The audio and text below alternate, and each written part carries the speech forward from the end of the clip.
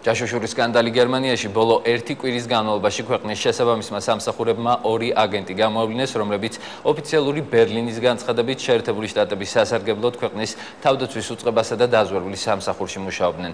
თეთრი სახლი ჯერჯერობით ოფიციალურ კომენტარს არ აკეთებს, თუმცა ვაშინგტონში აღნიშნავენ, რომ შეერთებული შტატებისა და გერმანიის სპეცსამსახურების თანამშრომლობა საერთო უსაფრთხოებისთვის მნიშვნელოვანი ელემენტია. შეერთებული შტატების საელჩოში მომუშავე ამერიკელი სპეცსამსახურების თანამშრომლები ბერლინს ტოვებენ. გადაწყვეტილება გერმანიის ხელისუფლებამ მიიღო, ასეთი ნაბიჯის გადადგმა მას შემდეგ გახდა აუცილებელი, რაც ქვეყანაში გასული კვირის განმავლობაში 2 სავარაუდო ჯაშუში გამოაშკარავეს. ერთი მათგანი უკვე დაკავებულია, მეორესთან დაკავშირებით გამოძიება გრძელდება. უკვე გაჩრდილეს მისი სამუშაო კაბინეტი, საიდანაც კომპიუტერი და ინფორმაციის სხვა მატარებლები ამოიღეს. გერმანიის ხელისუფლებამ რეაგირება მოახდინა და თხოვა შეერთებული შტატების დაზვერვის სამსახურის ოფიციალურ წარმომადგენლებს გერმანიაში დაეტოვებინათ ქვეყანა. ამით ვაჩვენეთ, რომ არ ვართ მათი ქმედებების მომხრე. ჩვენ გულახდილი თანამშრომლობა გვჭირდება, აუცილებელია ნდობა არსებობდეს.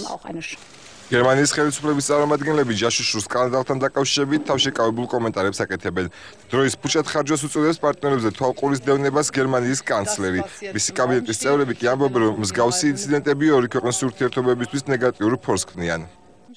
ფედერალური პროკურორი საქმეს სწავლობს, თუმცა თუ კი ის, რაც ჩვენ მოვისმინეთ, სიმართლეა, უნდა ვთქვა, რომ ჩემი აზრით პარტნიორებთან ჯაშუშობა მხოლოდ ენერგიის ხარჯვაა.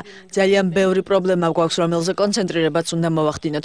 უნდა ვკითხოთ ჩვენ თავს, რა არის ჩვენი დაზვერვის სამსახურების მთავარი გამოწვევა 21 საუკუნეში.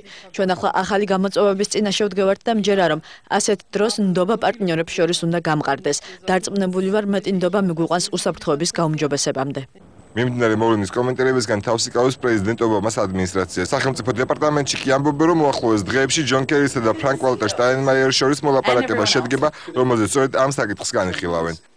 ჩემი აზრით, უახლოესი დღეების განმავლობაში სახელმწიფო მდივანს და გერმანიის საგარეო საქმეთა მინისტრს მოლაპარაკების საშუალება მიეცემათ. მინდა კიდევ ერთხელ დავადასტურო, რომ ჩვენი თანამშრომლობა გერმანიასთან უმთავრესია. ბევრ სფეროში ვთანამშრომლობთ, არის საკითხები, რომლებთან დაკავშირებით ჩვენი აზრი განსხვავებულია, თუმცა ურთიერთობის სიმტკიცე სწორედ იმაში მდგომარეობს, რომ ამ გამოწვევების მიუხედავად ერთად მუშაობა შეგვიძლია. გამოცემა ბილდის ცნობით თანამშრომლობა ორი ქვეყნის სპეცსამსახურების შორის ჯაშუშური სკანდალის შემდეგ მინიმუმამდე შემცირდება. გამოცემა წერს, რომ მხარეები სავარაუდოდ მხოლოდ იმ საკითხებთან დაკავშირებით თანამშრომლებენ, რომელიც გერმანიას საკუთარი უსაფრთხოების დასაცავად სჭირდება.